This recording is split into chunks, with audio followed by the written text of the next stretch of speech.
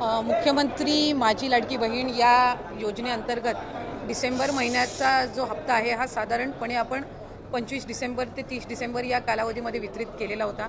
या महिन्याचा जानेवारी महिन्याचा म्हणजे नवीन वर्षाचा पहिला जो लाभ आहे DBT आहे ते 26 जानेवारीच्या आत त्याची सुरुवात ही आम्ही करत आहोत आणि त्या संदर्भातलं जे आर्थिक नियोजन आहे ते सुद्धा अर्थ विभागाकडून आम्हाला महिला व बालविकास विभागाला प्राप्त झालेला आहे।